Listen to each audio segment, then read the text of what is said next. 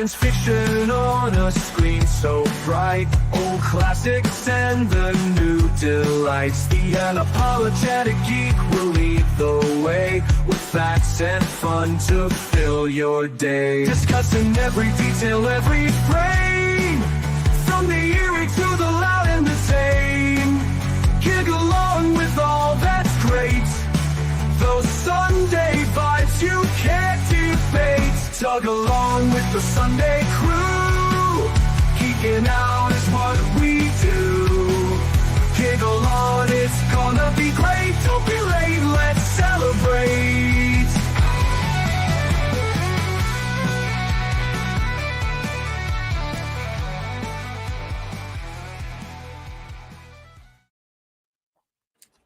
Hi. Greetings from South Carolina. I'm all excited today. Y'all gonna. It's got antlers like this. Okay. So hello, welcome back to Tug Chat.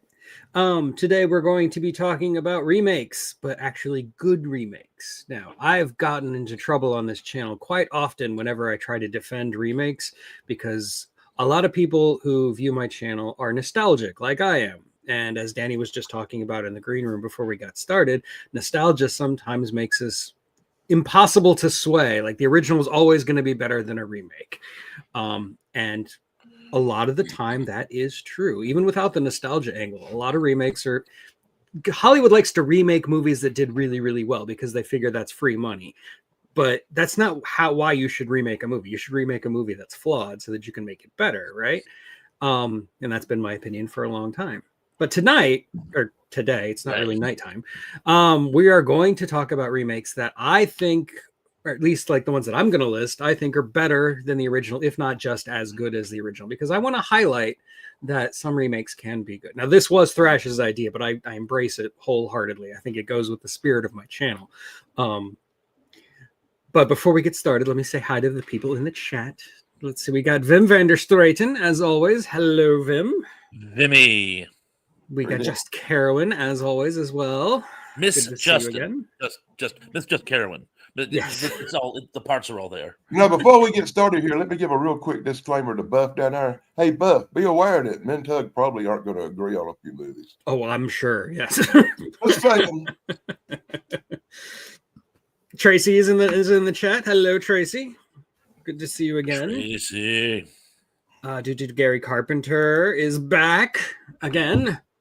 He always comes back. Let's see. Donald Kunzer is here. Indy, of course, is here, ready to fact check us. Exactly. People fall in love with the original, so when you remake it, they feel like you're just trampling on something they love. And he's quoting Mr. Stallone to us. Look, I don't think Sly Stallone's a great actor, but I actually think he's an intelligent guy. Like I've seen interviews with him, and he's better. Yeah. Anyway, I'm gonna move on. I'm just being an elitist. Fair enough. Acting ability, 110% is the part he's playing. He was wonderful as the Rambo character. He was brilliant because that was the hill. You know? I think he did some actual acting in First Blood. The rest of the Rambo movies.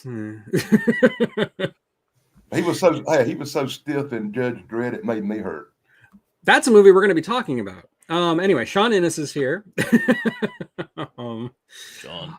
And since you mentioned Judge Dredd, let's lay out some ground rules. If you're taking a movie that is a remake of another movie, obviously that counts as a remake. But if it's a movie that's remaking the same source material as another movie, like say Dredd versus Judge Dredd, they're two adaptations of the same source material, I'm counting that as a remake because you're remaking the source material. Got it? That's the ground rule. And reboots probably count if we get to them. I don't think I have any on my list, but if we do, it's all right. Well, that'd be easy because you can't really say that any reboot is better because almost every reboot is kind of dreadful in a way. Well, that being said, I want to make one caveat, at least personally. The ones I'm reusing, I went over on my entire list. It's not that I don't love the previous film. In fact, there's not a single movie on here where I hated the original but loved the reboot. There's love for both. I just had to pick ones where the remake is actually not a terrible disappointment like they usually are.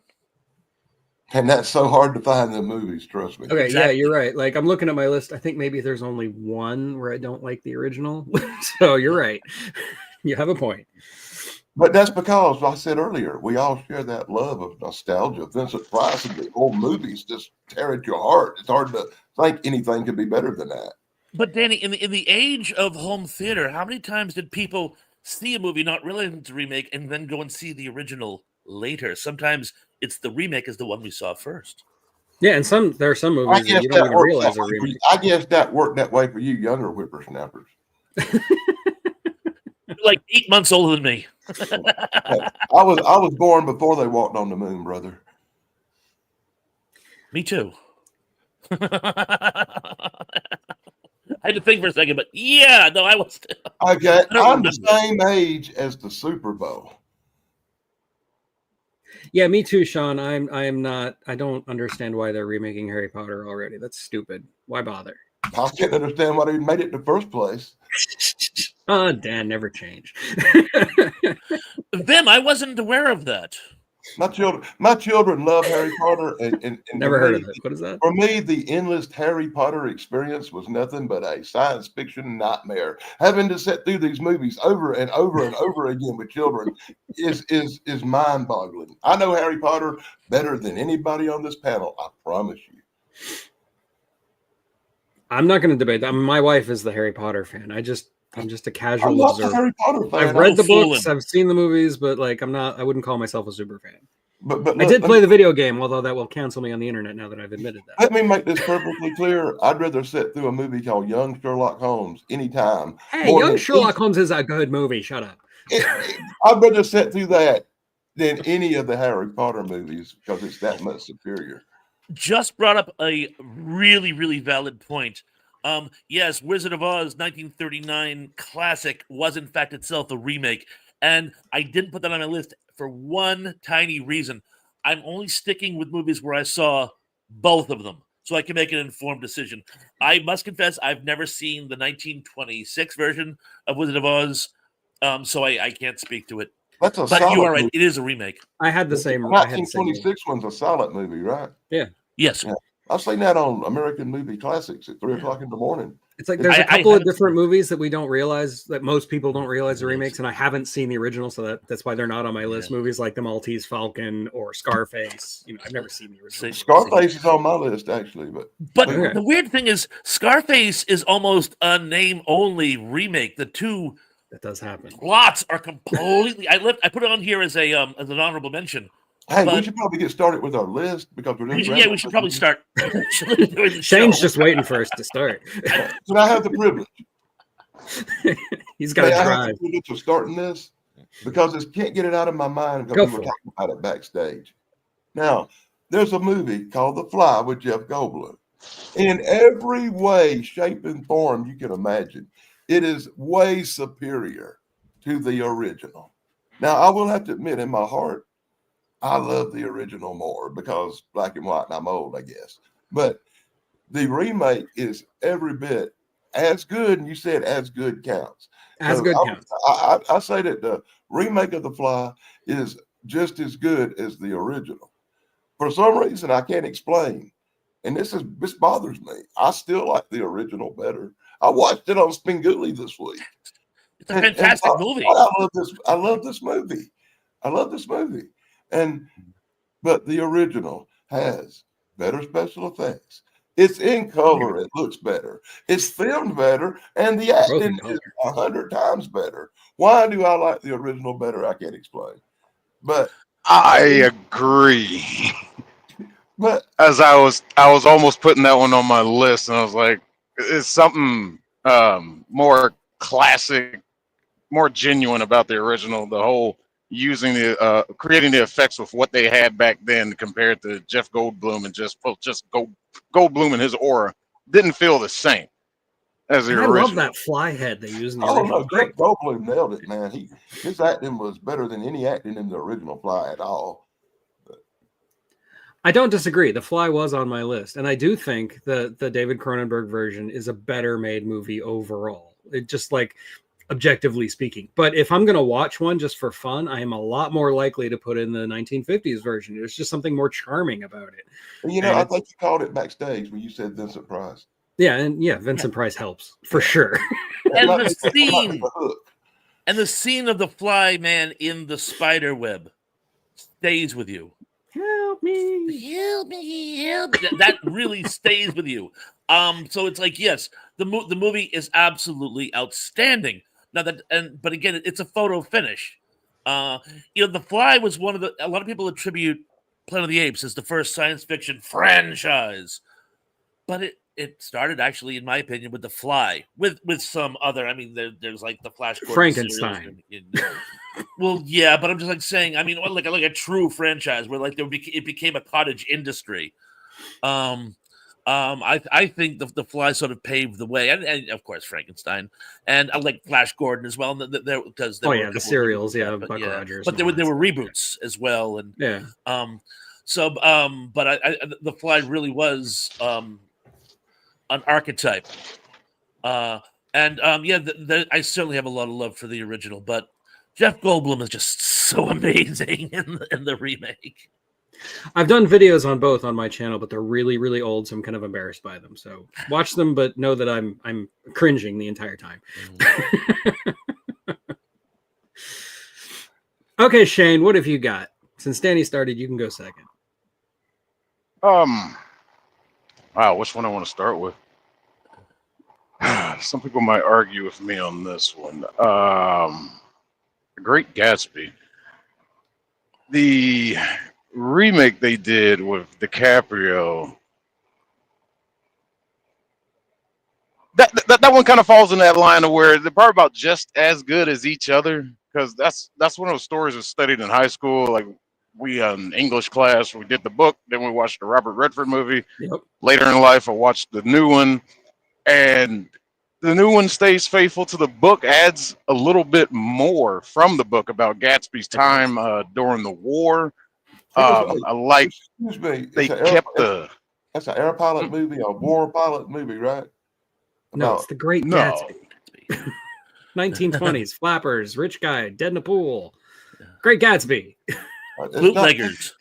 I thought what they were able to airplane movie or something. I heard about I heard about that remake they were doing. I was just like, oh no. And then I saw a trailer. I'm like, well, Great Gatsby. And I had to watch it and was like, they stayed faithful. But what made it stand out more for me is just, the new age of technology, how they were to make Gatsby's parties more extravagant with the budget they had, the visuals, but everything felt like it was in that time period still. And I think DiCaprio and Maguire did a great job playing their roles respectively. Everything stayed the same. It just looked better. But yeah, that's my pick. I have never seen the original or the remake. I don't know jack about The Great Gatsby. I thought you were talking about some World War I ace flying an airplane movie, but it was a Red Baron I was thinking of. I actually agree with you, Shane. I'm not a giant fan of the 1974 version. I think it's fine. It's a fine adaptation, but I do feel like the more modern remake, it's flashier, which I think actually works for the story. It's supposed to be flashy. That's kind of the whole point. And it also does stick a little bit truer to the book. Like you said, it has more stuff from the book in it. And as much as I don't want to like it, I do like it. I think it's a really good remake, and I do think it's better than the original. Or, well, not the original, as Indy points out. There were other versions before that, but I never saw the other versions. I don't. Congratulations, Shane! You made me put 2 movies on my list. I now have to watch on account of you.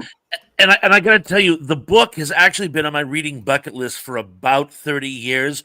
In fact, it's a great read. It's a fantastic book. I've never read it, and I hate myself. It was so funny. During the COVID shutdown, there were 2 books that were on my bucket list I was going to read. One was The Grapes of Wrath, which I finally read. I'd wanted to read that since the other English class in my high school got to read it. We read something else, and I always wanted to read it. I finally did. But I still haven't read The Great Gatsby. Maybe I'll start that Now, like Shane, I had to read it in high school, and I became obsessed with like flappers and 20s culture and all that stuff for a while, like really early swing music. I was a big fan for a while because of that book. That book really got me. We had a list. We could choose which books we wanted to read from the list, and I could have chose The Great Gatsby, but I chose like Tom Sawyer and stuff like that. Cool. You know, I remember it now. Shane, very good pick. I remember why I did not see The Great Gatsby. It's because Leonardo DiCaprio was in it, and I have Titanic reasons for not watching any movie he's in. Then watch Robert Redford one. Leonardo DiCaprio is actually a good actor. Yeah, he's really full of himself, and yeah, he's in some pretentious garbage, but like, he's actually a good actor. He has been ever since the Basketball Diaries. Okay, I have personal Titanic reasons I don't like him. I understand. Shane, Tug, you guys might be able to confirm this for me. Wasn't the main reason The Great Gatsby actually wasn't a huge, the 74 version wasn't a great hit? Didn't they film an original ending and the studio didn't like it? But there was an original ending that was like darker. Yeah. So they wanted it to have a dark ending to match the tone of the book. Yeah. And they changed it, and they feel that's actually why people didn't like it. Probably, yeah. Because again, I've never read the book, so I can't speak to that. But I've never heard that, but I'm not surprised. I really one of my anecdotes. I really hate it when somebody brings up a movie I haven't seen. It just tears at my critical soul. I feel the Roger Ebert in me coming out. You can't watch them all. Yeah, there's like a million different versions of A Christmas Carol. And I thought about that, but I couldn't. I've probably seen them all, mind you. We've talked about it before. I'm not going to go down that rabbit hole. So Thrash, it's your turn. That's all. We can do a whole show on that. I'm sure sometime next month in December, A Christmas Carol will get talked about. We can do a whole episode just on movies based on A Christmas Carol. Okay, there's so many of them. And Dr. Fred, welcome to the party.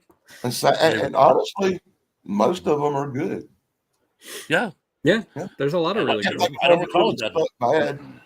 So I'm gonna open up with one that a lot of people don't even realize was a remake. Hammer Film's most biggest grossing film of all time. So Tug already knows where I'm going with this. 1 million BC. Yeah, I saw that 1 million BC. And I did go out and see years ago, but I have seen the original. And the original is actually solid. But that being said, the remake is far superior. It's about as historically accurate as a Hogan's Heroes episode, but it's just so much fun. And Raquel Welch is so hot. And to this day, I still laugh when one girl breaks character. She was not hot. She was very cold. Well stated. But when the girl screams out Archelon, and it's like the only word that is actually other than ugh that they actually say in the whole movie. As a kid, I loved that, and I still do. And it's a really cool Archelon. So it's a little out of scale because it's gigantic. Now that's the one that got remade a third time with Ringo Starr and Shelley Long, right? That was a spoof of it called Cave. And I think that one was probably, and by the way, I think the spoof with Shelley Long was probably better than the first two. So. Wow. Yeah, I love Caveman, but wow. I think it's better than the 1 million years BC.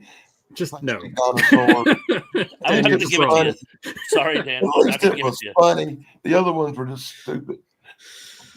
Wow. And the dinosaurs in the first one looked horrible. And the second one was dreadful. It looked like... That's Ray Harryhausen you're talking about. You shut your mouth. I was going to say, you be careful. Them's fighting words. Let's not say things we can't take back, Dan. I just wasn't a fan of them dinosaur movies where the dinosaurs and the cavemen were together, you know. Sorry, I'm writing it down to keep a running tab for Damien for next week. No, I have a video on 1 million years BC. Again, another movie that I've covered on my channel. But don't get me wrong, I do love them movies and they are classics. It's just I wasn't fond of the special effects in them too much. I don't even know what to say to that, man. Ray Harryhausen, Raquel Welch in a fur bikini. I'm sold. Okay, I don't need to know anything else. And yeah, the remake of 1 million years BC got us the Shawshank Redemption. So there you go. Oh yes, and Miss Beswick was hot as well, by the way. But once again, if you really want to enjoy that story, you need to watch the one with Ringo Starr, because not only is it basically the same crap, but the special effects look better, and it's funny, and it's just more entertaining. Damn it! You're entitled to your opinion on this channel. I will not shame you. And it does have a great cast. And Steven, that's actually a really good choice down there. Like, which American Godzilla is better? The 2014 is inarguably better than the 1998, whatever year that was. Yeah. Big Iguana Eats New York.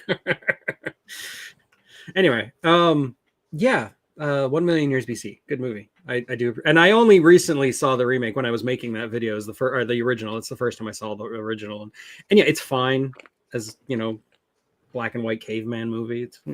It is what it is. Oh, hey, BBB's here. Hello, BBB. Sorry again about last night. It was really windy. Power lines went down. So I guess that means it's my turn. Okay, well, since you already talked about The Fly and you brought up Hammer, I'm actually going to talk about a movie where I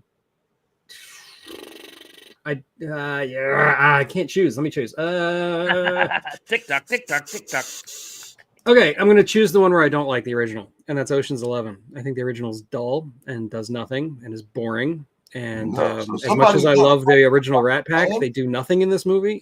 And like the actual heist, there's no mechanics to it. They just basically go in, steal the money, and leave. And there's no adventure to it. There's no heist scene to it. They don't lay out the plan ahead of time. It's just a dumb movie. Whereas the remake with all the all the actors. It's actually it's a good movie. It's a fun heist movie. They get it right. They make a heist movie instead of making some movie where the Rat Pack is just doing a vanity project, I think. Just an excuse to go to Vegas. It wasn't an excuse to go to Vegas. They were all playing in Vegas and made a movie while they were there. Well, yeah, there you go. They didn't want to spend the movie to travel to no exotic locations. Like, hey, we can just do that right here, man. Don't get me wrong. Like I said, I love the Rat Pack. I've seen most Rat Pack movies. I just don't think Ocean's 11 is one of their brightest moments. It's actually once again, granted. I grew up watching the Rat Pack. I cried when Dean Martin and Jerry Lewis reunited on that stupid marathon that night. I was like, they're together again. And I love these guys, but honestly, Frank Sinatra can't act, and their movies suck. They were great on stage. They were very entertaining. Hell, I even liked the music from back then. But that was always Frank Sinatra's strong suit. They was really always cast as Dan. Take a breath. He always cast him as Sinatra. but they could not. The only one of them that had. He was playing Sinatra. Was my point. He was good to make a candidate, though. Okay. The only two of them that could possibly act at all were Dean Martin and Jerry Lewis. And I did like the Matt Helm movies Dean Martin made solo. And all the Martin and Lewis movies were brilliant, but they still lack. These guys as a group lack acting skills. I'm sorry. Yeah, Frank Sinatra was in Cannonball too. And he was in From Here to Eternity, and he was outstanding in From Here to Eternity. Yeah. I actually think Frank Sinatra was a decent actor. And Dean Martin, yes. If he was singing, he was doing well. But Ocean's 11, I just don't like it. I don't think it's a good movie. I'm sorry. Fair enough. Point okay, here's a question. Quick question. Rat Pack made 38 movies, right? Yeah, something like that. Were any of them good? Can you honestly say right now? Name one. Oh God, that was great. Name one that was good or great. Yeah, like the fact that I can't immediately come up with something tells you. Yeah, you're right. You make a point. I've seen all 38 of them too, man. Ocean 38. I've seen Ocean's 12 and Ocean's 13. Ocean's 12 kind of sucked because it was basically the same as the original Ocean's 11. They don't get into the mechanics of the heist. They just kind of do it. And I don't like that. I want a heist movie where they lay out the plan and then they do it and things go wrong and they have to adapt. I mean, that's a heist movie, Get it right. Ocean's 13 is better. Ocean's 13 is okay. I didn't But- see the all girl one because my wife saw it in Remember the theater. 13. But She once said it again, was I thank you for stupid. picking movies. No, it I've didn't bother. actually seen. I thank you for picking movies I actually seen. Yeah, there you go. And so that means you're up again, Dan. That means it's your turn again, then. Yeah, Once go for again, it. you see, you guys are going off. I'm lucky I've seen these movies because they're not horror. Because I mainly watch horror movies and scary stuff, and that's why my picks always seem to be more from the horror. Oh, hold on. BBB has given me a super chat, so that means I have to give her a video. Let's see. She will get 3, 2, 1. Have a nice day. Thank you, BBB. That's so Dave Sunstorm of you. I know. Oh, and Tracy has given us a member super chat. She has been a member for 15 months. I didn't even know I had memberships on my channel for 15 months. That's awesome. Thank you, Tracy. You're the best. And you too, BBB. You guys are great. Okay, so I'm sorry, Dan. I'm sorry I interrupted you. Go ahead. Oh, well, that was a good reason to, Yeah.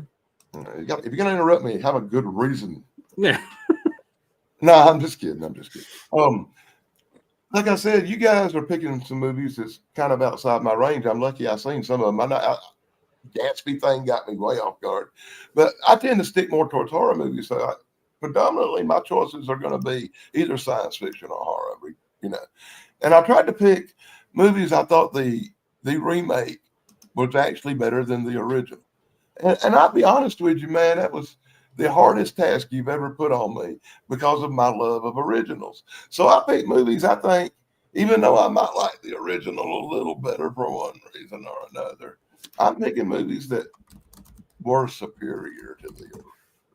I can't argue they are superior, but maybe not my favorite because of the nostalgia thing we talked about. And I'll go with Invasion of the Body Snatchers. As much as I love the original, the original was one of my favorite movies of all time. The remake, like I said before, the remake was shot better. It was acted better. It had better stars in it. It was just so much better than the original. I don't know why. Once again, I love that original. Tracy gave me a super chat too, so I got to use my. Go wrong with a movie with Mr. Spock in it. Hold on, just 1 second. Hold that thought.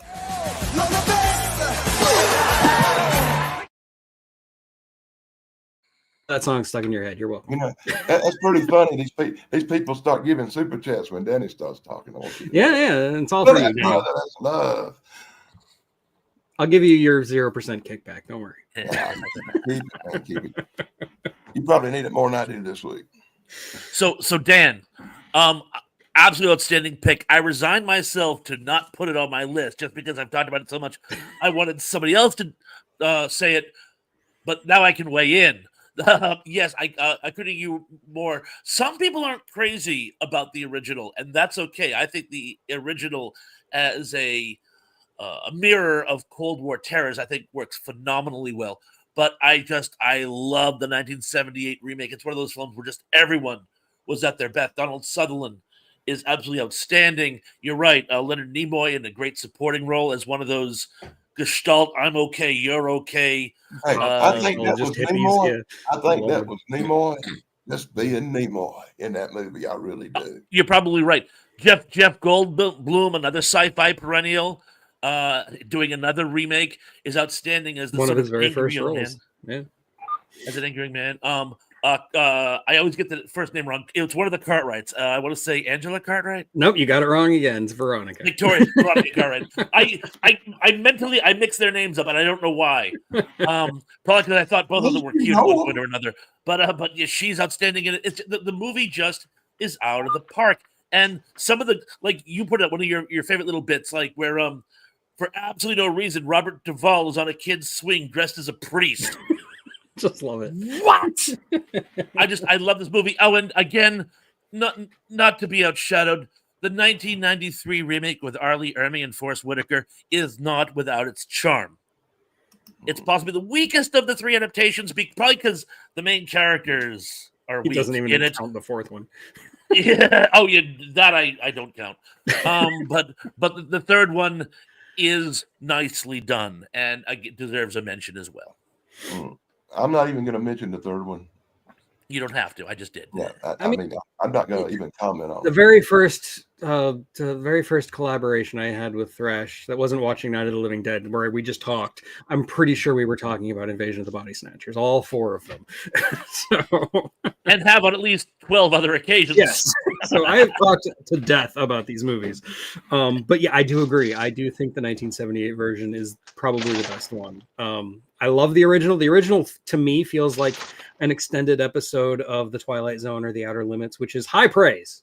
So, but yeah, the 1978 is like a perfect film. You know how you can really tell if you had a choice and you had the DVDs in front of you, which one would you stick in? I would totally watch the 1978 version. And that's me too.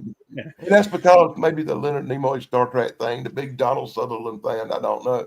But once again, I still have love for the original, but that's why I chose it, because I think this is the one case of a horror movie that might be superior, like The Fly, to the original. It's like Repo Man.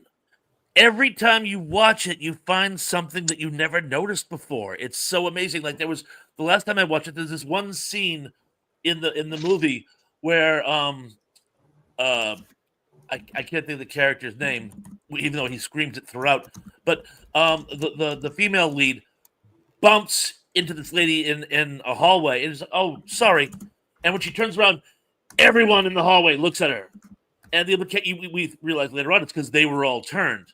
But it's like they're like, "Are we under attack? Are we under attack?" It's this really cool scene. But I never noticed it before. Oh, that got me. So I'm looking at my picture and I'm seeing this little square with a head on it beside me. And I'm like, what was that? Oh! And it's Tug's little icon thing. I thought Ice was on your porch. That got me just now, man. For some reason, I hadn't noticed that. I've been watching y'all, not me. Gotcha. Okay, so Shane, I guess that means it's your turn again. That's cool as hell. Come back to me. I'm about to hit this. Oh, okay. Wait a minute. It's not that bad. Who do I want to go with next? One movie you probably argue with me about. Now, I don't want to phrase this delicately. I want to go ahead and talk about it since you are opening you opened the door to it at the beginning, and I hope it's not on your list, but I want to go ahead and address the elephant in the room, Dread. But that's what I wanted to ask you about. That is like, because that's more of a reboot of the franchise, but at the same time, an adaptation of the comic. But can also be looked as a remake to make up for that schlock that we got with Sylvester Stallone. Now, Stallone's Judge Dredd, don't get me wrong, it was fun. I liked it when it came out, and I was enjoying it until he took his helmet off, because I was a fan of the comics. And he took that helmet off. It was just like, okay, we're doing this. And that opened me up to the world of like, where Marvel is doing it all the time now, more than anybody. Your classic character has always got their protective gear on, and then they're all of a sudden it transitions as like the later phases of Marvel. Most of the time they don't have their helmets on. It's like we got to see the actor's face. It's like we know who it is. I don't need to see their face all the time. I know who that is. Stallone, I think he was in his contract that he didn't want to keep the helmet on. People got to know who I am. We know. And Rob Schneider, just absolutely annoying in that movie. But like the premise, the guy that played Rico, his brother, I love him because he can cheese up, ham up, and be serious in anything you put him in. And I forget his name. Yeah, I can't remember his name off the top of my head. Indy will tell us, I'm sure. He was in a parody of Fatal Attraction called, I think it was called Fatal Instinct. There you go. Armando Sante. Told you Indy would have it. Him. Yeah. But when they announced Dredd, it was just like from the trailer. The conception poster art had me hooked. I was like, okay, he looks gritty and mean. I hope they do it justice. And Carl Urban definitely nailed it and kept the helmet on. I was like, Whole yes, movie, never took it off. that's Dredd. That's Dredd. He didn't have time for jokes. He was serious. I don't think he ever smiled in the movie. He might have moved the corner of his mouth once. Well, that was it. He was all business. Well, Stallone's got a comedic side relief. It's just like the tone of Dredd was just so more intrinsic, so to say, than that goofy Judge Dredd. Yeah. Thank you. You pick movies I actually seen. I absolutely love the Carl Urban Dredd. It's one of my favorite movies. Lena Headey as Mama, just just the whole concept of like the drug that slows down time and the way they shot it and the way they filmed it is just, it's beautiful and gory at the same time. I love that movie so much. Didn't bother to name the drug, just call it slow mo. Yeah. Okay. It's basically just The Raid, but as a Judge Dredd story, and I just I freaking love it. It'd make a great video game. Yeah. Let me weigh in here and say I agree with you guys on this one. Oh, yeah, there you go, man. The remake is 1,000,000 times better than that dreadful first movie with Stallone. Stallone's worst performance, where he's totally stiff like RoboCop through the whole movie. I couldn't stand I am the law. I could not stand that movie. But to be honest with you, where the remake is a lot better, I wasn't a big fan of the remake neither. I don't like the whole Dredd storyline. I just don't like nothing to do with it. The comic books even sucked. I must confess, I wasn't a huge fan of either one, but I will say I preferred the second envisioning more than the way original. better. But I will give you that much. Oh, and can I digress for just 1 second? I want to speak to something that Donald said about It Terror from Beyond Space is effectively an Alien remake. Alien is a remake of It Terror from Beyond Space. There's a lot of that where they're virtual remakes, not quite, but virtual. There's an old film from the late 50s called The First Man in Space, and it's virtually an identical story to The Incredible Melting Man. For the fans of either one of those out there.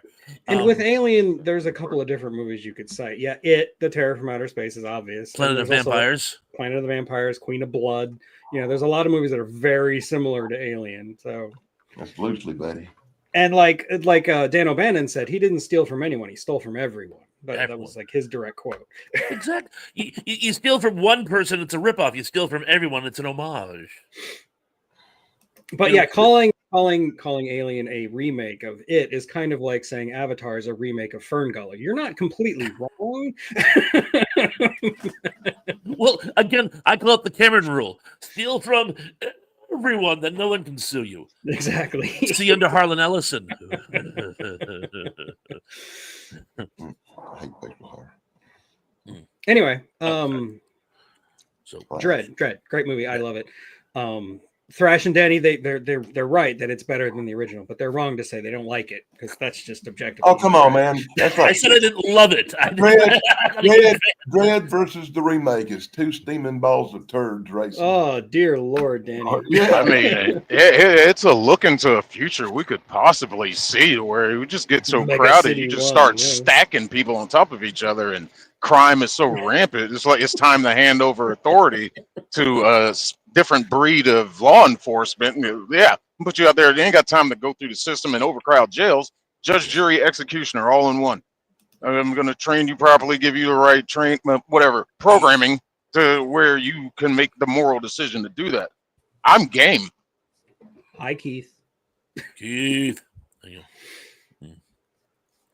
And yeah, Carl Urban over Sylvester Stallone. It's not even a contest.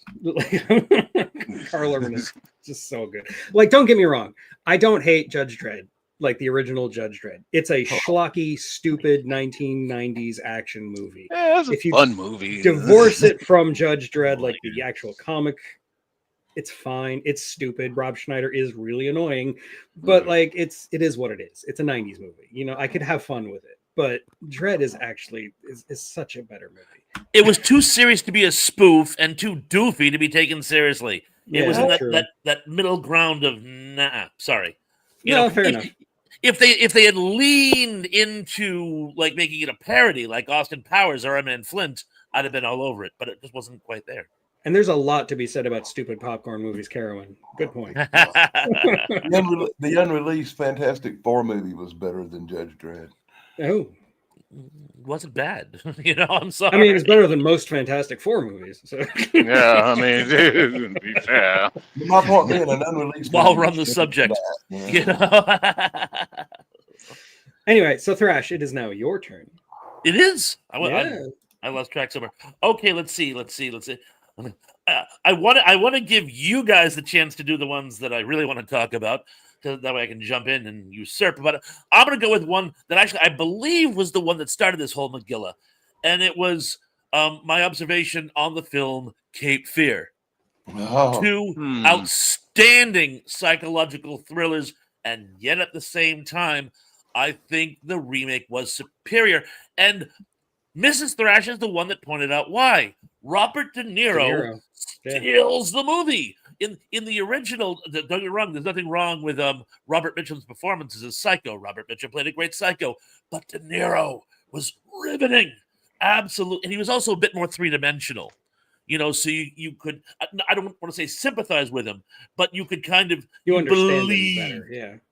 Even though he was actually scarier, you still believed in him. He was a character, not a caricature. But I absolutely adore the remake. Again, Cape Fear, the original, is one of my favorite films. So, it's a photo finish. But again, I had to give it to the Cape Fear movie. I very rarely say anything positive about Martin Scorsese movies, but I do think that the remake of Cape Fear is superior to the original. And you're right. It's mostly down to Robert De Niro. He just kills it in that movie. No pun intended. Once again, let me point out that that's probably because Robert De Niro was just being himself. De Niro. That is the superior version of that movie, and I did like them both a lot.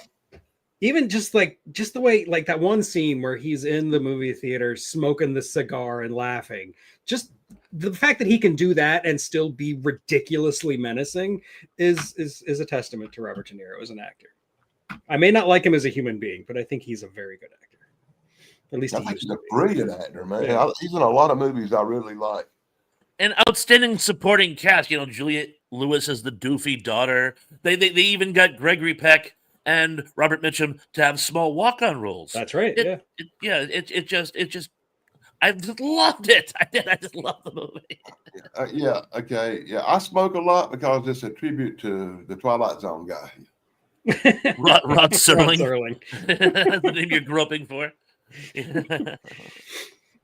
I'm friends with his daughter on Facebook, so I'm constantly posting Rod Serling quotes. He was even more brilliant than I think we all realized. No, Rod Serling was definitely one of my role models growing up. Yeah. I commend your choice, Mr. Pons. You pick movies that I find psychologically intriguing and stuff that's not horror related, and that's hard to do, to find something that I like this much that's not a horror movie. Well, Cape Fear is definitely a horror movie. It might be a horror movie. Well, I think we actually touched upon it in realistic horror, didn't we? Yeah, exactly. It's more like, but the horror that's kind of more like Psycho, the real stuff, than the kind of horror I like that involves monsters, vampires, werewolves, and demons and stuff. Got plenty of those too. That's my favorite horror, is monster stuff. Okay, well then I'm going to pick one that might get me in a lot of trouble, that a lot of people are going to disagree with me on, and I'm going to say the Evil Dead remake is better than the original.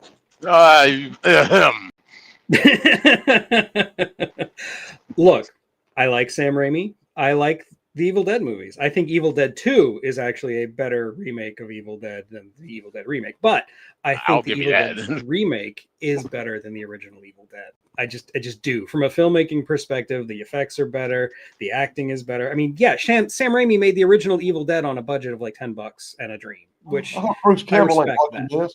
I hope Bruce ain't watching this. Bruce Campbell was trying way too hard to be serious in the original Evil Dead. That was the problem. When he leaned into the hamminess in the sequel, it was way better. An Army of Darkness, he was outstanding. Army of Darkness, yeah, he's just all over. Army of Darkness is my favorite of all of them, really. A lot of I people. Yeah, I like Army of Darkness. Yeah. And I will Because it's also so say over the for top. Danny that the Evil Dead remake is far superior to the sequel to the Evil Dead remake, which was Evil Dead Rise, which is terrible. I'm gonna have to abstain because I haven't seen the remake. I think it's But- really good. It's a really good horror movie. It's Oh, why It did takes you have itself- to bring up that Evil Dead Rise Nightmare piece of crap? But Let me tell you, I will grant you. the only 40, Evil Dead movie I ever didn't like. But go I got ahead, Shane. 40 Rip me I a new got one. 40 minutes into that remake, and I was just like, nope. It's just it didn't have that same feel to me. I didn't like it. I just didn't like it. That's fair. I mean, like it's you have to go in expecting like a serious horror movie, whereas if you go in seeing Evil Dead and you're thinking of Bruce Campbell being groovy in the sequels to Evil Dead, then like yeah, you're gonna be disappointed because it takes itself very very seriously. One thing I'll grant you, by the way, is the portion of Evil Dead 2, which is effectively the remake, I thought worked very, very well. One thing that always kind of detracted a little bit, though, is I always thought that camera zoom and jump scare at the end, where whatever your point of view is the thing that attacking him, and he just kind of goes, is one of the best in cinema history. So when he picked up right from there, I thought somehow it detracted from a little bit. Does that make sense? No, I get it. Yeah. I'm gonna have to go. I'm still gonna have to say I like the Bruce Campbell ones a lot better. I'm a big Bruce Campbell fan. He's the only one that could play Elvis and find a mummy and make it work. I love that movie. No, like I'm not comparing the Evil Dead remake to the entire Evil Dead series. I am simply comparing it to the original movie. Okay, I just want to make that clear. The original Evil Dead movie is not a great movie. Yes, it launched Sam Raimi's career, but it's not a good movie. I'm sorry. I don't think it is. I think Evil Dead 2 is great. I love Evil Dead 2. And Army of Darkness is great. I love Army of Darkness. I just don't think Evil Dead's that great. Sorry. The original Evil Dead was made on a $5 budget, and Yeah, like I said, what they done was an incredible accomplishment. I don't discount that. I agree. Oh, and by the way, speaking of quasi remakes, Evil Dead itself is actually an almost scene for scene readaptation of Equinox. Oh, yeah, you're right. I have heard that before. I've never seen Equinox, but I've heard that before. It's not bad. Evil Dead is better, but it holds up. Guns N' Roses did that a lot, Indy. That was like a thing for them, always being late. I used to work at the Orlando Arena, and yeah, we hated Guns N' Roses concerts because they would always show up late, and there would always be angry people everywhere. It's annoying. Anyway, sorry. I will always have love in my heart, my teenage heart, for the Evil Dead movies. You know, as a young person seeing them in the theater, they were the stuff back in the day. Okay. So, Danny, go ahead. What else you got? You want to irk people today? Let me irk people. I knew nobody was going to agree with me. And I'm once again, me being me, I'm going to go with the horror stuff. And let me point out before I say the name that I love the original. The black and white movie is dear to my heart. But not only were they one remake, not only were they two remakes, they might be 3 or 4 remakes that were 10 times superior in every way to the original. Now, I'm a big Bela Lugosi fan, and I love Dracula. And he's probably the most classic character of all the monsters you could talk about. But in my heart, I really think the remake with Frank Langella, the guy who played Skeletor, the 70s Dracula movie, was 10 times the original, superior to that movie. I love Bela Lugosi. And it's hard for me to even say how much more I like this movie than the original. But even more than that, Christopher Lee's portrayal in the Hammer movies as Dracula blowed this away so much, as Tug pointed out in a recent video. It was awesome. This movie, I don't know how recent it was, but I seen it recently. As I've said before, like the original Dracula is inarguably a great movie. It is definitely the most iconic Dracula movie ever made. There's no debate there.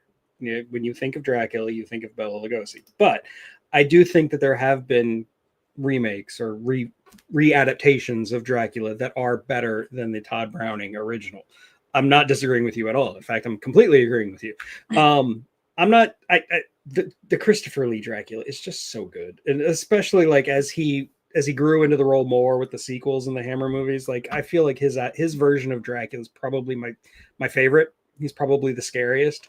Frank Langella is good and all, but I'm a big sucker for the Hammer versions. Maybe it's all the Frank boobs. Langella version is probably my favorite for its incredible use of practical special effects. Well, Even though all right, yeah. it's original, Yeah, it's okay, I'll give practical. you There's that. not one piece of CGI in it, and they achieve visual greatness in that movie. Now And I yeah. have. Sorry, I was agreeing with them. The original 1931 movie was based on the play, not the book, but the play was also based on the book. So, by proxy. The younger me, 25 years ago, would have argued Bela Lugosi to the day I died. But after rewatching movies and being a critic like you and looking at things through a different eye, the original Dracula, like I said, Bela Lugosi's performance will always be dear to my heart. But even the Mexican version made at the time had better camera work. And if you put Bela Lugosi in that movie, it would have been even better. If he could have spoke Mexican, the only thing that kind of brought that movie down was Spanish. It was Spanish, but yeah, like I do think the Spanish language version is a better movie overall. It doesn't have Bela Lugosi, and that's a big detractor to it. But like the actors who are playing the rest of the characters are all like so into it, whereas in the English language version, they were just cashing a paycheck. They didn't even like the movie, except for Edward Van Sloan. He was also putting his heart into it. But like the actors playing the is it Mina or Lisa? I don't even remember anymore. And her boyfriend, Jonathan Harker, and all that stuff. Like they're phoning it in the entire movie. Whereas in the Spanish language version, they're really, really into it. And you can tell. So I like the Spanish language version better. I love Bela Lugosi, but I love the Spanish language version better. I have one argument. I'm going to hold this particularly to the Christopher Lee adaptations. Are they actually remakes or just the continuing adventures of, the Christopher Lee? Christopher Lee never did Dracula. Christopher Lee played Dracula in movies which featured Dracula, but they're not like a remake of the Bela Lugosi Dracula. You follow what I'm saying? It's almost like comparing Destroy All Monsters to the original Godzilla. They're not. One isn't a remake of the other. It's a new adventure. It's technically a remake in that they're going from the same source material, but both versions are so loosely adapted from that source material that like you can make an argument that they're not really that related, or that you can't really say the Christopher Lee version is like a continuation of events because a lot of the characters are shuffled around and stuff. But I don't know. Oh, I can see your point. Valid. Yeah. I do love Christopher Lee, but I always think of him as just like a different Dracula. Right. You know what I'm saying? That just So I will say, I concede your points. I'd rather see Bela Lugosi. I'd rather see Christopher Lee. I'd rather see the guy who played Skeletor. Any of them as Dracula better than that pansy Gary Oldman's version of Dracula, and that guy who couldn't even do an English accent. That movie bothered me. I don't think that movie sucks. I like that movie, but it's probably because I grew up on it. It was my first Dracula movie. What can I say? I'm sorry. I will say I like Gary Oldman's portrayal. Although my actors share, because every time I see Gary Oldman, he's completely different. So. And Indy, Tristan is not here today, so he's not. He would be the one defending The Legend of the Seven Golden. I'll defend it. I love that movie. I love it. It's great. How do you go wrong? It's vampires and martial arts. Exactly. It's better than the Dracula movie with Gary Oldman. There's a couple of nude scenes in it with some very attractive Hong Kong actresses. So I'm gonna tell you, movie has everything, literally. Yeah, they were working them. They were working with. I know exactly what you're saying, but I'm drawing a blank. But yes, studio with the Shaw Brothers. It was a co-production. Hammer and Shaw. A great team. Personally, I wish they made more movies together. Okay, so the hammer and sickle. Yeah. So, Shane, I'm getting my first snowfall right now. Where are you? Dude. Indianapolis. Oh my God! That means it's heading our way to Cape Cod. So commiserations, lad. I said, man, backstage, I was telling them it's a beautiful 70-degree day in South Carolina. It feels like summertime out here, and it's pleasant. Wind's blowing, a nice breeze in the air, and they tell me it's going to be 33 tomorrow. Yeah, if I'm, I was in. let me just address this, Indy. A couple of people in the chat have mentioned that I seem to be having issues with my connection, and yeah, it's windy as hell out there, and the power lines have been going down a lot, and my internet has been very spotty. So if I disappear, that's why, or if I'm having computer issues, that's why. So anyway, continue. Oh, I was going to say, I was actually in the bridge last night, my man cave, which is effectively my garage. And it's not heat, as you know. I was having a couple cold ones watching again Once Upon a Time in the Old West. Can't get over that movie. I could see my breath at one point. So it's getting cold here in Cape Cod. Okay, so Shane, what is your your pick? We'll go ahead and get this one out the way. Don't attack me, Romeo and Juliet with Leonardo DiCaprio. No. Okay, now I will disagree with you. I liked it. Ninth grade, the AP classes, we studied Shakespeare, studied. We watched the black and white Romeo and Juliet, and then that next one with the two child actors.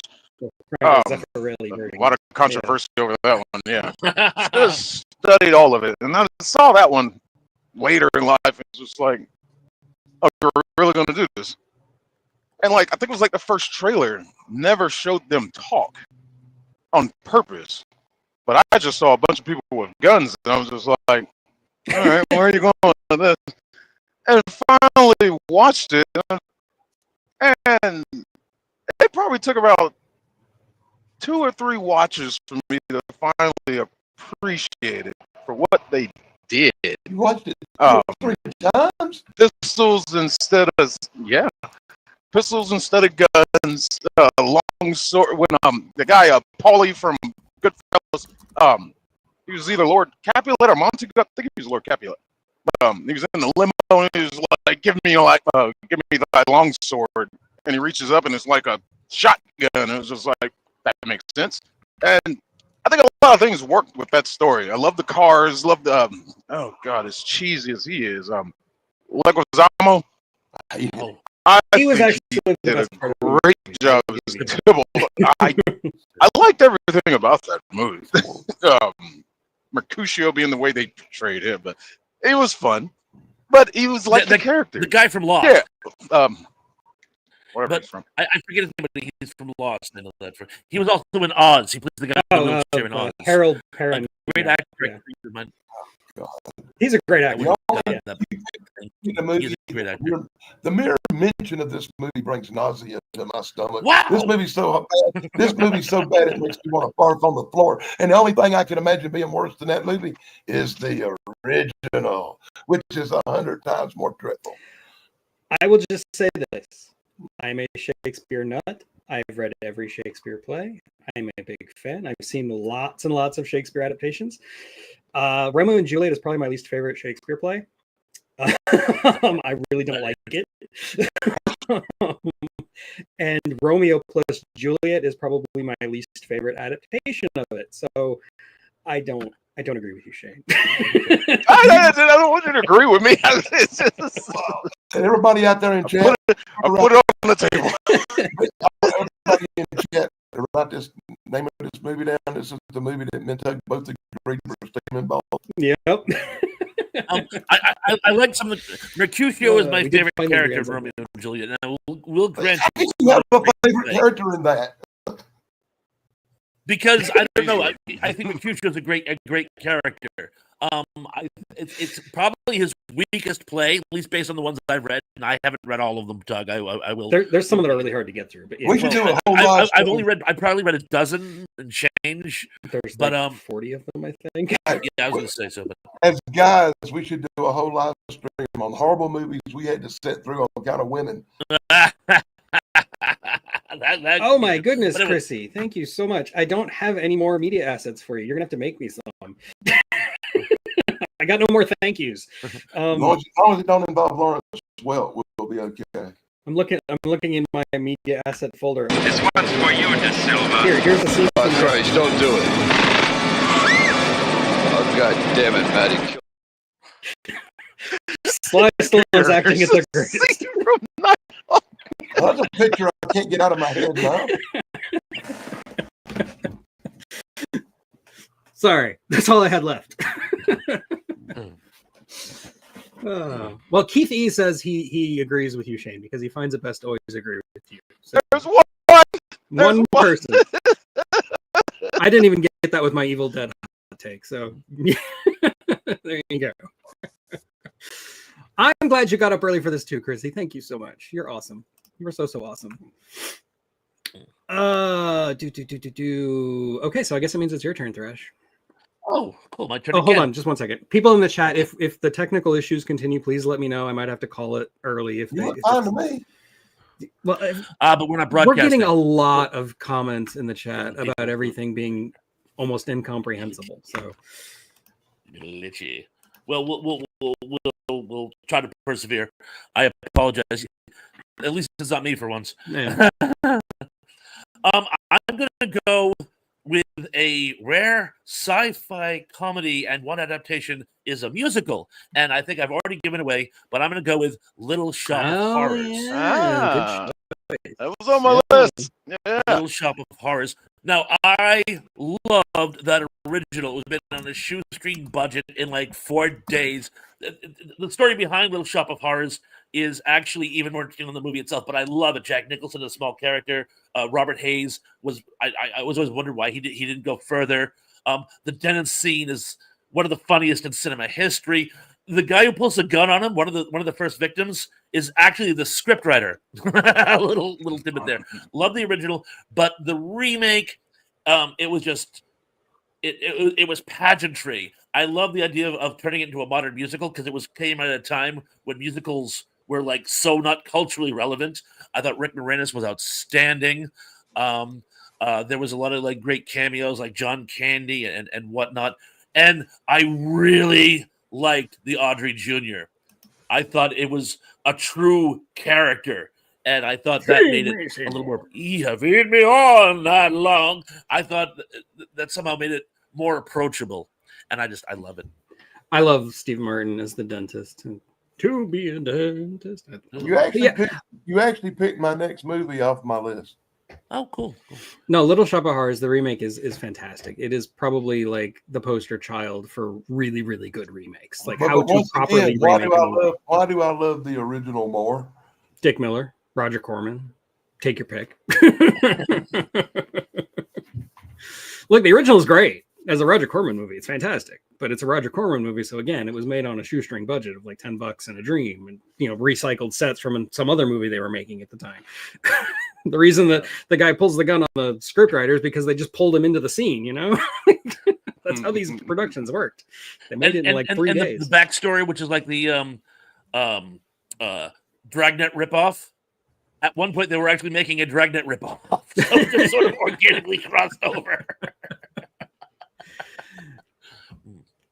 Anyway, yeah, Little Shop of Horrors is a great choice, but a lot of these comments are telling me the connection's terrible, so I'm gonna call it. I did check it, and we are a little spotty on audio from time to time.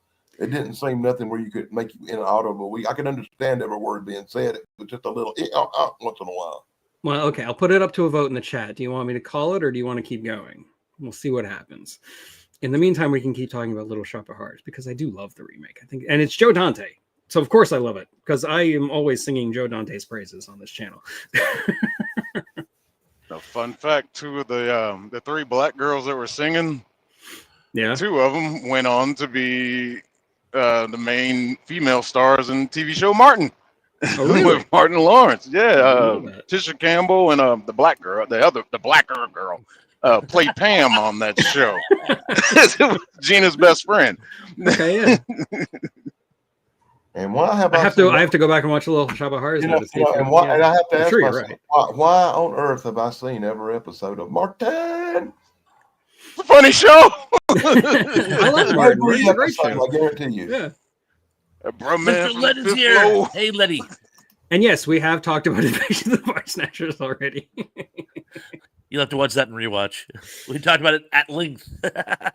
Okay, the people in the chat are saying it's not so bad, so we can keep going. I checked it. I told you we could hear. You could understand us. It was just spotty once in a while. Okay, but like when we name a movie, I think we should just say it like 2 or 3 times just to be sure, because that's what people in the chat are saying. So that's what we'll do. So I guess it means it's my turn again.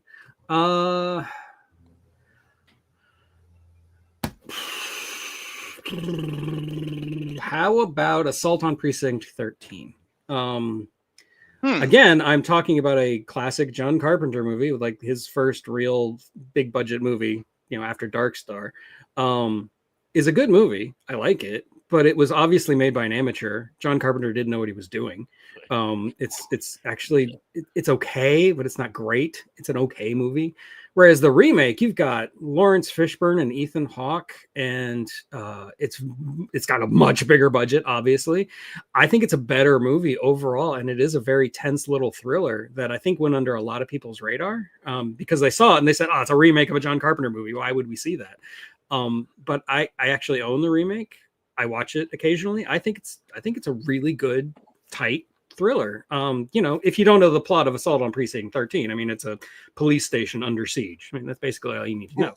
You picked a movie. I like both of them a lot. I really do. Yeah, I don't hate the original. I like the original too. But I would say they're equal. I wouldn't say I like one better than the other. Okay, fair enough. I unfortunately haven't seen the remake, so I'll have to take your word for it. Lawrence Fishburne and Ethan Hawke.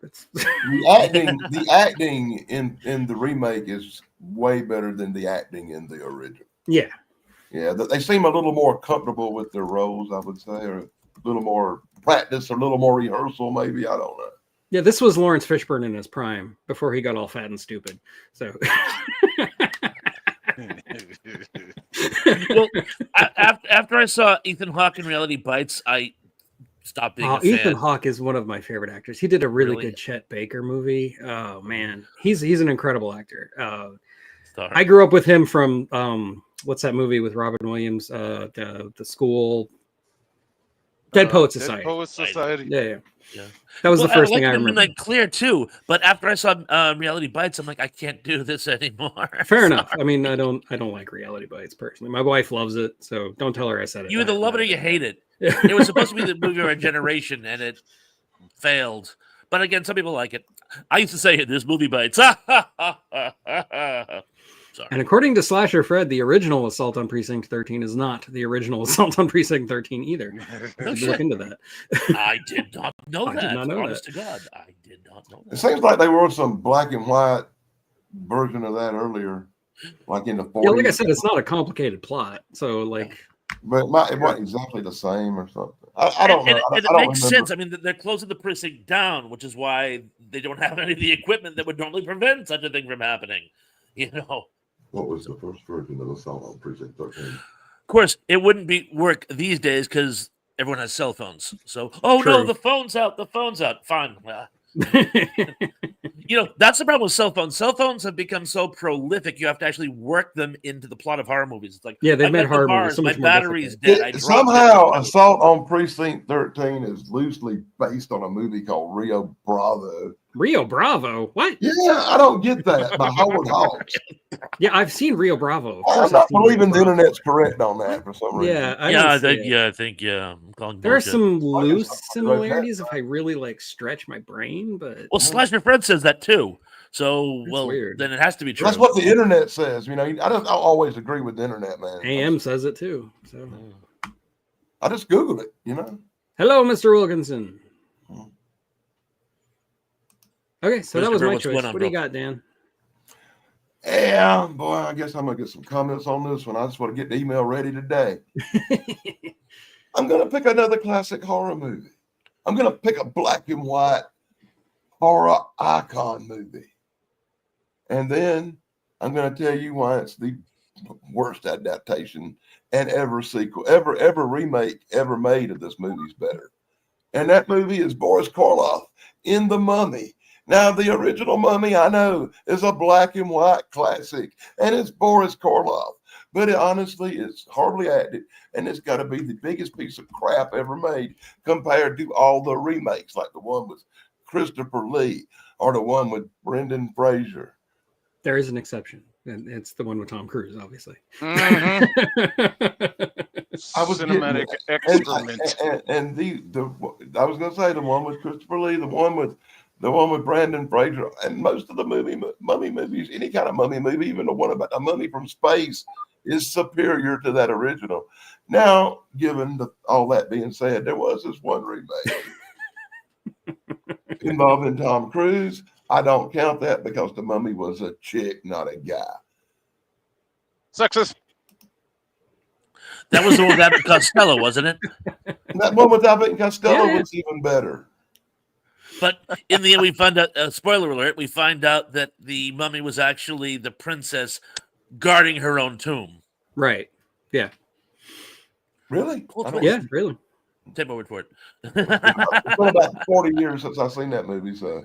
The Mummy was definitely on my list. I actually considered opening on it because I was just talking about it on my channel a couple of weeks ago. And yeah, I think the Hammer version and the Brendan Fraser version are light years better than the classic original Universal. As I've gone on record saying, the Mummy is my least favorite of the Universal classic monsters. I don't think it's that great. Boris Karloff is good and all, but it's just not that great. It's just wrapped too tight. Yeah, and that's just it, man. That's my heart. I love old horror movies, but of all the old black and white monster movies, The Mummy is the bottom of the barrel least favorite one for some reason. And I enjoy pretty much every remake except that Tom Cruise Nightmare or more, no matter what the Mummy was. For no reason, at least the remakes try to get the culture accurate. I mean, the one with Karloff is actually embarrassing. They just made crap up. Yeah. You know, it said, "Oh yeah, the Egyptians did this and that." No, and it was like the plot was basically Dracula. Like they put Dracula in a mummy outfit. I mean that's what they did.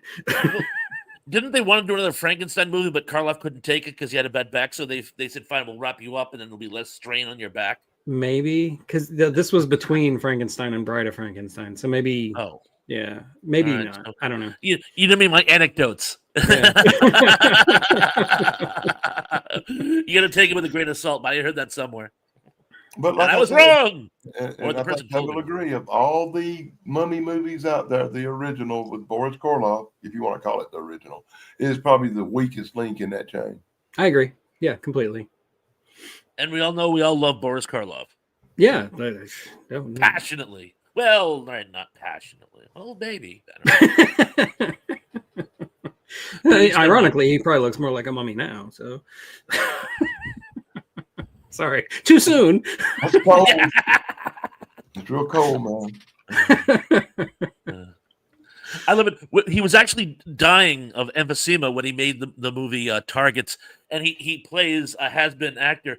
And he was reading the script. And he said to the director, "Do I really have to say all these horrible things about myself?" And they go, "It's not you, it's your character. But you base that character on me, you idiot." I like movies where like it's an actor's swan song and they know it, like an actor who knows they're dying, like The Edward Shootist. G. Robinson and The Shootist, obviously with John Wayne. Yeah, I mean that's like there's a whole like list of those movies I think are really interesting to watch. But that's not the topic of today. That's a good one though. But Yeah, although you mentioned the two biggies, so yeah. well, we mentioned the two biggies. Okay, Shane, do you have anything else? What do you got? First, a quick honorable mention. Top Gun Maverick. Oh, It's a remake of Star Wars. basically. Basically, just people, if y'all watch Star Wars and then watch Top Gun Maverick, you'll be like, it's the same plot. Old mentor takes on young child of old friend and makes him, that the trench baddest run thing is the dead in the giveaway. air. Yeah, the trench run. Got to hit the small target. Oh, you're not using my targeting. Just trust yourself. Okay, but Force, Luke. He turned off his targeting computer. I can't ignore this one. Now, I don't know how many people know about it, but there's a little movie called what's it called? LA Takedown. Oh, that's from actually like on my list. 91. Yeah. That It was got like a made for TV remade. movie. Yeah. Yeah, got remade into the classic Heat. That's an example of the filmmaker who made LA There Takedown it is the is. same guy who made Heat. Congratulations, Shane. You Michael picked Mann. another one on my list, by the way. Yeah, We're talking about the same guy too. yeah, done by the same guy, Michael Mann. Yeah, because it's like he saw the minimal response to LA Takedown. He's like, let me go back in here and retweak this script a little bit. Let's change it. Al Pacino, Val Kilmer, come here, and whap, let's try that. And ta-da! He made it Love like it. 100 times better. LA Takedown is a decent made for TV movie, but it's kind of forgettable. It's just a crime drama. Whereas Heat is Heat. It's a classic. Yeah. Unfortunately, I've seen Heat. I have not seen LA Takedown. So Yeah. unfortunately, again, I'm gonna have to take your word for it. But it sounds about right from what you guys are saying. So I will. But I There was can't weigh a in. point in my life where I was obsessed with Michael Mann movies. I like watched everything Michael Mann ever made, and yeah, so that's how I watched LA Takedown. I like Michael Mann. He's a good director. I even like some of the movies that he's made recently that people haven't even heard of, like Black Hat with Chris Hemsworth. I think it's a good movie, but whatever. Cool. You have anything else to say about it? Just other than Heat is awesome. Heat is Oh, awesome. no. See, I didn't know which one to go with. Well, I looked down and forgot I had it on here, of course. But the one I kind of wanted to mention was well, one of y'all probably have it. I don't know. We'll see. Okay. Well, we'll keep moving on. Thrash, what do you got? I'm actually. I was waiting for one of you guys to bring this one in so I could interject, but no one has, and we have to enter this one in on the first show. Even if we do another one, it has to be in the first show. We are doing another one. Yeah. But I'm gonna have to open. Well, it'll probably be close. Can I I'm make gonna another have to list? say Really? John Carpenter's The Thing, and I'm Okay. astonished it hasn't come up yet. It's talking about the elephant in the room, or at least the shapeshifter in the room. John Carpenter's The Thing is quite possibly the greatest sci-fi horror movie made, or at least arguably, it's the high watermark. That's the one to beat, and it's a remake of an absolutely outstanding horror film, Thing from Another World. There's many differences. As we've discussed on several occasions, John Carpenter is more accurate to the source material, but I've never read who goes there, so I'll have to take everyone's word on that. Also in my reading bucket list, but I have to make sure John Carpenter's The Thing is in show one. No, and it's another case of like The Fly with Dan, where like I think both of them are great movies. I think the John Carpenter version might be the better made movie. But I mean, the original, I mean, you got Howard Hawks. I mean, I know he technically didn't direct it, but we all know he directed it. It's a great movie. It's a great little 1950s classic sci-fi. But it's just a monster in a box movie. It's really not that special. Whereas The Thing is, like you said, it's a closer adaptation of the book. It's more about paranoia, and it's definitely a lot more tense and interesting. And yeah, The Thing. Yeah. You know, me personally, I will always love the original Thing. Yeah, me too. It's in my heart, and a Halloween classic I watched as a child. And you have to admit, they took the script and went more towards emphasizing American superiority and how great our science is and how strong our military is at facing the Thing from Another World. Whereas when Carpenter remade it and went to the source material, he turned it into a really, really deep psychological test of people's trust for each other, and created a level of paranoia that's unequaled in most movies. So, you know, thumbs up to the remake for being better special effects, better acting. Rob Bottin.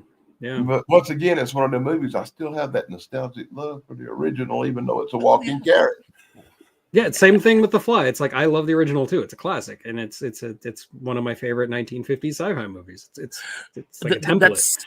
That scene where they're trying to figure out how big the ship is under the ice. So they make the man circle, and it gets bigger and bigger until they're like, "Holy cow!" And Holy cat is what he says. Really? Well, Holy cat. But I remember watching that as a kid and being really gripped by that scene. That's good filmmaking. You know, it really gives you a sense of scale with something that isn't there. I have to say, it has in the whole universe, It has some of the best last lines in cinema history. Of course, in the John Carpenter's "Why Don't We Just Think About It?" In the original, it's "Always Watch the Skies," which is one of the most quoted lines in sci-fi history. And I just, even though I haven't read the book, a buddy of mine told me the last line. It stayed with me all these years. They must have come from a world with a bluer sun than ours. And it's just so intriguing to have that as the last line because you're like, expand, but it doesn't because it just, I mean, it just, anyone that can grip you that much in three completely different ways, I've been loving. Oh, No, the and weather like, is deteriorating rapidly. yeah, we're gonna call it real soon. I just want to get one more in before we do. But I did want to say you should definitely read the Whose Goes There. You can find it for free online. It'll take you like an hour. It's really short. It's on my bucket list. I promise I'll read it. It's really not that long. You got me to finally sit down and read Slaughterhouse 5. Well, there you go. Yeah. I'm still trying to get through this long ass read. You better hurry up. I do have another book coming out next year, and at the rate you're reading, I'm on page 189. Give me a break. I'm not reading much right now. I got so many movies I'm trying to get caught up on. Completely understood. But yes, we are going to do this again next week. And then I was preparing for this and watched a movie that I thought was a remake that turned out to be something totally freaking different that really pissed me off. That happens. But yeah, when I was like always, I start making a list thinking I'm going to have like maybe 5 or 6 movies, and my list wound up being like 20 movies long. So we can keep going. But I did want to get one more in before we quit, and I'm going to go with Dirty Rotten Scoundrels as a remake of Bedtime Story. The remake is 100 times better than the original, and Steve Martin is a fucking treasure. Yes, agreed completely. I don't hate Bedtime Story. It's fine. It's just a silly little farce with God, who's in it again? Niven. David Niven and Marlon Brando. Right. Brando, yeah. It's fine, but Dirty Rotten Scoundrels is it's comedy gold. It's so good. Hey, hold on. Excuse me Michael while I get to Caine. the bathroom real quick. Yeah, let me go to the bathroom. Thank you. Such a good movie. Any movie you remember comical lines so easy is brilliant. Well, the chemistry between the two of them is just so amazing. It's absolutely outstanding. In fact, the ending they used in the theaters was an alternate ending, right? Yeah. Originally, they were just supposed to like stay on working together, but they decided to bring the girl back, which I thought worked. But no, that twist ending that actually like they wound up going with is it's genius. It's very good. It's very good.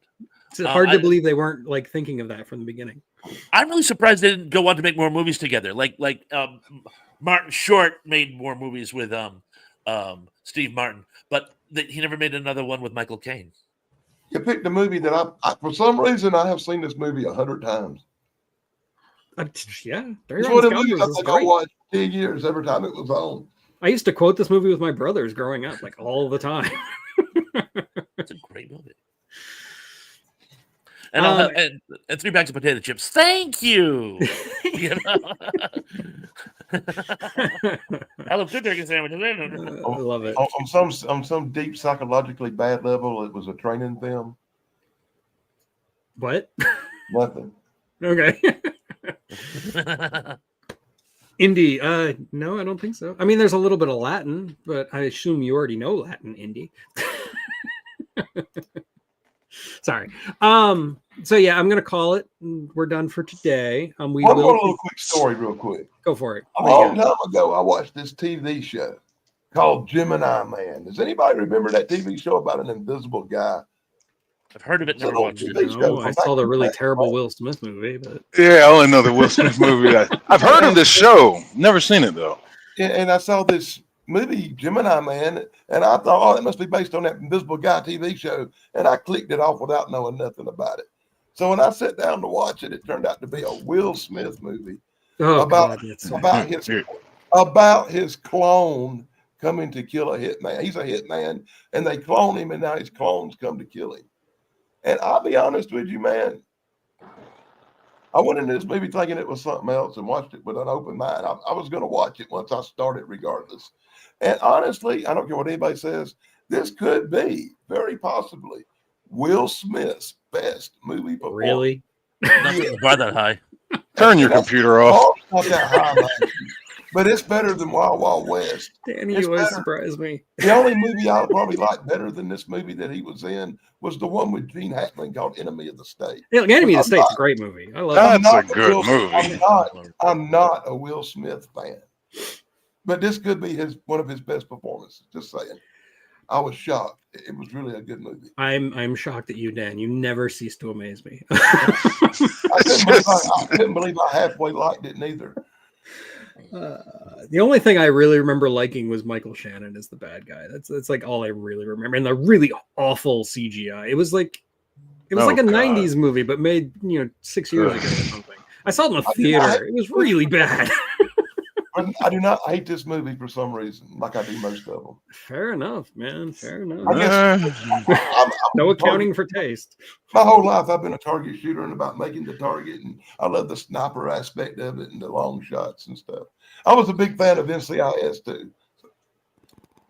The movie Gemini Man was made by Ang Lee, the same man who made Eric Bana's Hulk. And it's hard for me to say which movie is better.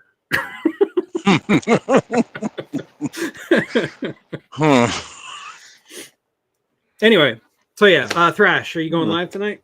Tonight at 7 p.m. Everybody's welcome. Looking forward to seeing you all there. I had a request for tonight's trivia. It's going to be on killer cars. It was a request from John Doe. In the spirit we talked about Christine. We did talk about that last week. Yeah. So I can never turn down a request. So tonight it's going to be on scary car anecdotes. Are you going to talk about Maximum Overdrive? Yeah, I was about to ask. Does that I can't count? give the game away. I can't give the game away. It's hold all questions until. I will be there if I'm conscious. I'll be That's all there if I my ask. internet holds up. But if That's I'm all not I there, ask. it's because of my internet. And Shane, if you're free around 7, please join my show tonight. Love to see you there. Yeah, I'll be parked somewhere by then. Cool. Anyway, had a blast as always, guys. Keith says Herbie. Well, the one with Lizzie You Lohan, win, Keith. baby. You win. Hey, Thrash, don't forget about my Mama the Car, the TV show tonight. Again. Super. Okay, well, thank you everybody for joining me once again. Great show, and I'll probably see you all next week. Oh, I don't have a video dropping today. I am working on a video for the movie Hackers from 1995. I should drop it like Tuesday or Wednesday. I'm playing around with my release schedule. I'm trying to see how the algorithm takes a little bit different of days. I'm going to try that until January, February, see what happens. So you're saying next week Hacker, this week Slacker. There you go. Sure. Sorry. I have to finish up my cyber films of 1995. We've still got Hackers and Strange Days to go, and then I'm done. Anyway, until then, I guess I'll see you next time. Yeah, I did put a community note on about that, Carolyn. Thank you. So yeah, peace. Thank you and good night.